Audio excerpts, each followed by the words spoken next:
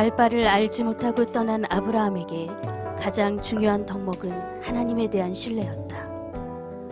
목적지를 알지 못하는 상태에서 하나님의 인도를 받는 하루하루가 이어졌다. 시작하지 않았다면 모를까, 시작한 이상 하나님을 신뢰하는 것, 그 외에 다른 선택은 없었다. 하나님은 아브라함이 깨닫기를 원하셨다. 목적지가 중요한 것이 아니라 하나님을 신뢰하는 것이 중요하다는 사실을. 하나님이 갈 바를 알려주지 않으신 것은 갈 바가 아니라 하나님에게 집중하기를 원하셨기 때문이다.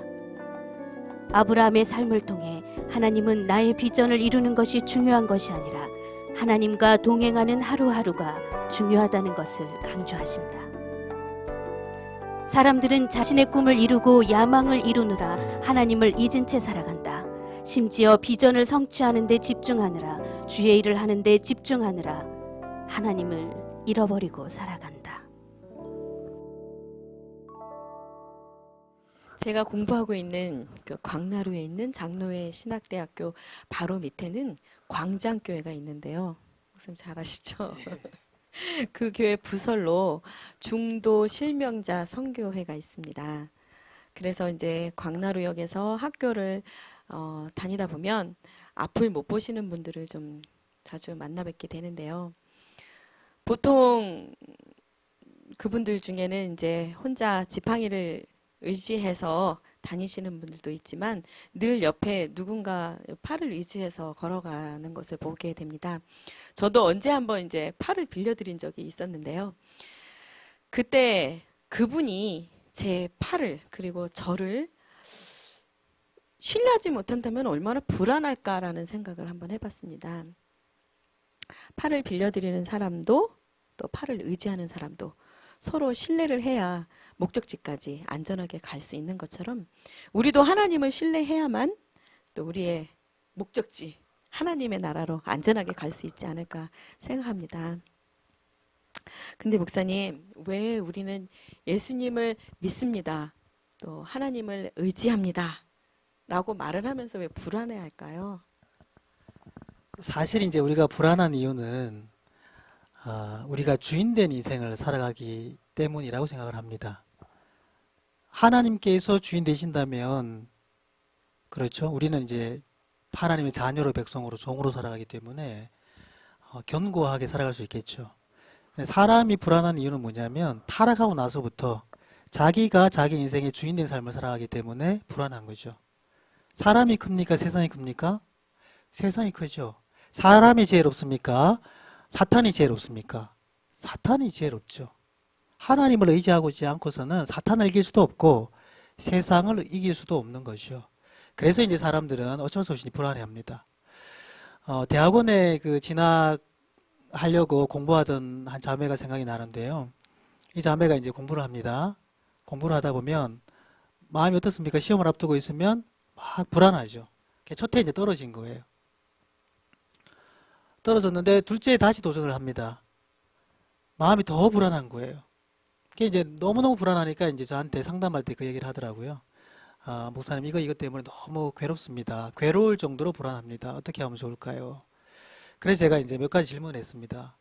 누구 자매야, 네가 공부하는 진짜 목적이 뭐냐? 가만히 생각하더니 합격하고 싶어서라는 거예요. 그게 나쁜 건 아니죠, 그죠? 다 합격해야 되고 또 잘 돼야 되죠.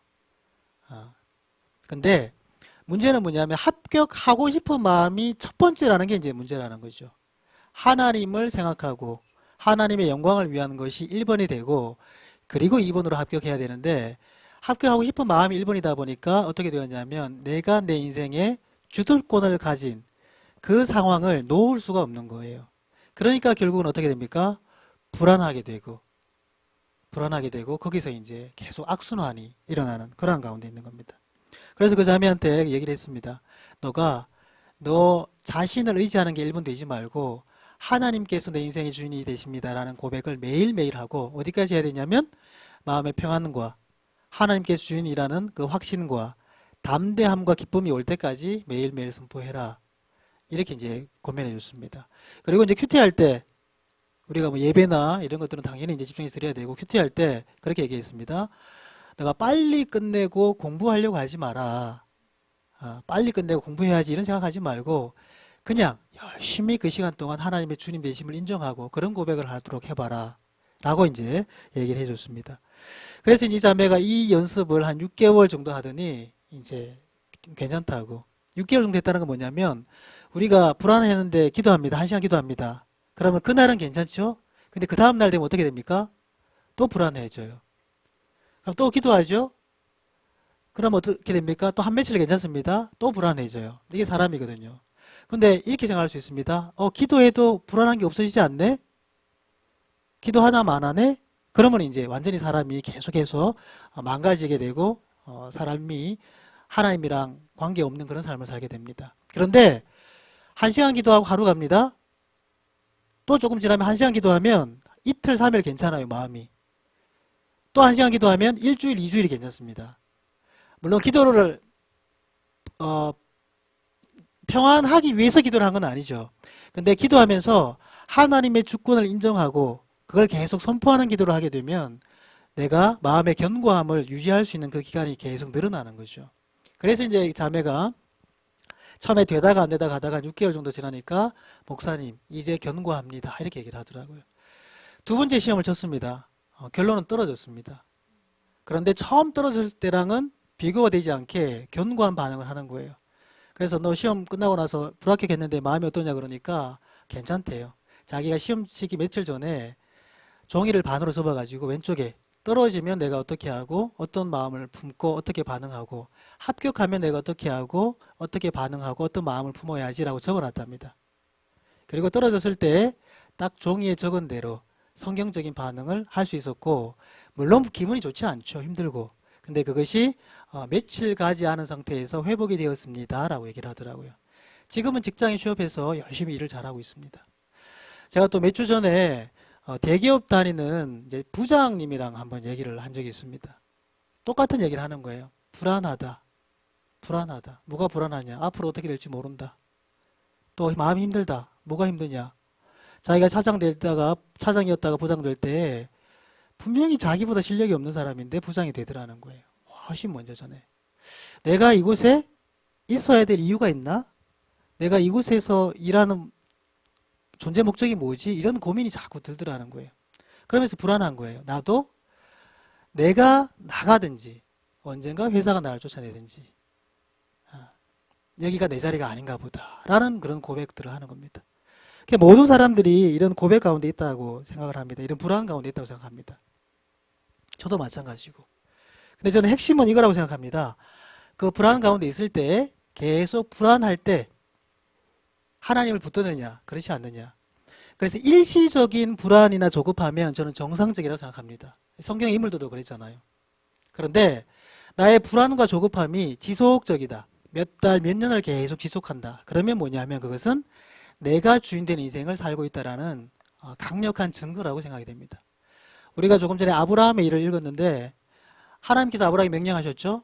어디로 가라 이렇게 명령하셨습니다. 근데 특이한 것은 뭐냐면 갈 바를 알려주지 못하고 그냥 고우하신 거예요. 지금 우리는 순종하기 힘듭니다. 갑자기 하나님께서 고우하시는데 복잡하잖아요. 어디로 갑니까? 부산으로 갑니까? 인천으로 갑니까? 그러죠?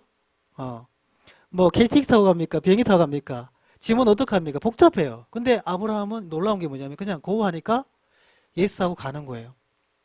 근데 하나님께서 저는 이 데모 읽는데 갈 바를 왜 안 알려주셨을까? 알려주시면 더 명확하지 않습니까? 어디로 가나안 땅으로 가라. 그러면 하나님도 편하고 아브라함도 목적지가 있으니까 괜찮고.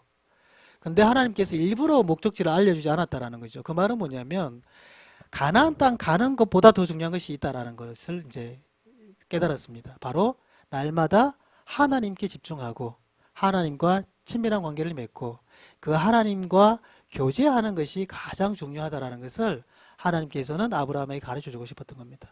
가라, 가나안 땅으로 가라. 그러면 이제 날마다 계획해서 가면 되겠죠. 하루에 예를 들면 10km씩 가면 되겠다. 그러면 30일 걸리겠다. 이런 식의 인간적인 계산이 나오는 거죠. 근데 하나님께 고우하고 가다 보면 계속 하나님을 바라보겠죠. 그죠? 하나님 여기입니까? 며칠 더 가야 됩니까? 갈까요? 말까요? 끊임없이 하나님을 의식하게 됩니다. 저는 하나님께서 이것을 의식하셨다고 생각이 됩니다. 사람이 불안한 이유는 또 한 가지는 무언가를 하지 않을 때 불안하다고 생각이 됩니다. 무언가를 이루지 못했을 때에 불안하다고 생각이 됩니다. 아브라함에게 또 한 가지 불안이 있었는데 자식이 없는 불안이었습니다. 당시에 자식은 노후 문제가 걸려있죠. 노후가 걸려있는 겁니다. 그러니까 돈이랑 같은 겁니다. 우리로 말하자면. 뭐 재산이 10억이 있다. 그러면 노후가 든든하지 않습니까? 당시에는 맏아들이 능력이 있다. 그러면 이제 든든한 거예요. 그런 느낌이라고 생각하시면 됩니다. 물론 그 이상이죠. 아들은. 근데 하나님께서 아브라함에게 75세에 네 자식들을 하늘의 별과 같이 바다의 모래와 같이 많이 주겠다라고 약속을 하셨습니다. 그런데 놀라운 것은 그 다음에 86세에 주시면 좋잖아요. 그죠? 다시 76세에 주시면 좋잖아요.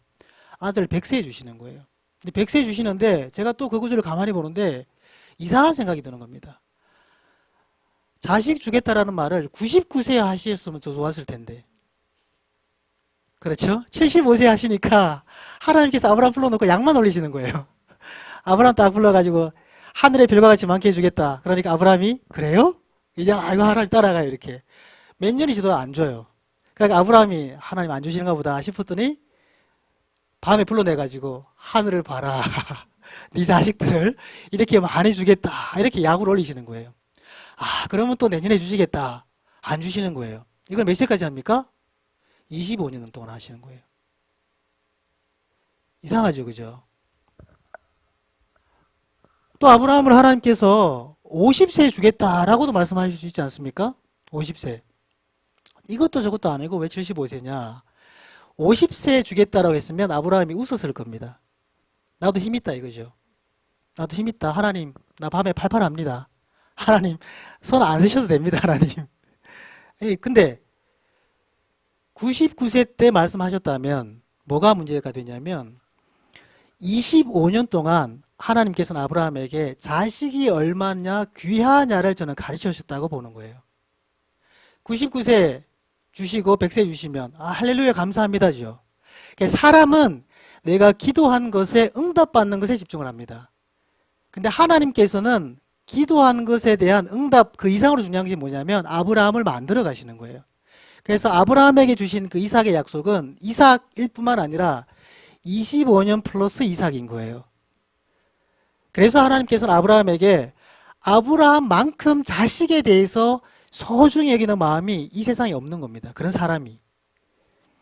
그래서 아브라함에게 이삭을 바쳐라 라고 말씀하셨죠. 모리아에 있는 한 산에서 말씀하셨습니다. 그 모리아에 있는 한 산이 어디냐면 성전에서 끊임없이 양들, 소들의 피를 가지고 제사를 지냈던 그 예루살렘 성전이 바로 그 모리아 산에 만들어집니다. 그리고 그 모리아 산의 한 곳이 바로 골고다 언덕입니다. 예수님께서 피를 흘리신 곳입니다. 그걸 통해서 뭐냐면 이삭은 예수 그리스도의 예표가 되는 거죠. 아브라함은 예수 그리스도를 바쳐야만 하는 그 하나님의 마음을 품은 유일한 사람이었던 거죠. 하나님께서는 이 구속사역, 예수님을 십자가에 못 박아주는 이 사역을 하시는데 아브라함 그 한 사람만은 그 하나님의 마음을 이해하기를 원하셨다는 거죠. 그래서 25년 동안 계속 약을 올리시면서 봐봐 자식이 이렇게 중요하지? 봐봐 자식이 이렇게 중요하지? 이렇게 중요한 자식이야? 나한테 바쳐. 이걸 통해서 하나님께서는 사람이 아브라함이 예수 그리스도를 십자가에 못 박아 죽이는 것이 하나님께도 쉽지 않았다라는 것을 가르쳐주기 위해서라고 생각됩니다. 그래서 그 당시 구약에는 특별히 사람들은 천사만 봐도 벌벌 떨었습니다. 왜 그러냐면 죽을까 봐서. 근데 그러한 시대에 하나님께서는 아브라함을 너는 내 친구다라고 불러주셨습니다. 이사야서에 보면 그렇게 나오죠. 그 말은 뭡니까? 예수님, 그 아들을 바쳐야만 되는 그 하나님의 마음을 아브라함이 품었기 때문에 너는 내 친구다라고 말씀을 하셨습니다. 그래서 사람이 불안합니다, 인생이. 하지만 하나님께서 주시는 그 약속을 통해서 하나님께서 이끌어 가시는 그 인도하심 속에 있다면 우리는 그 불안은 견고함으로 바꾸어져 가고 우리의 인생을 통해서 하나님께서는 하나님의 뜻을 온전히 성취하리라고 믿습니다. 아멘.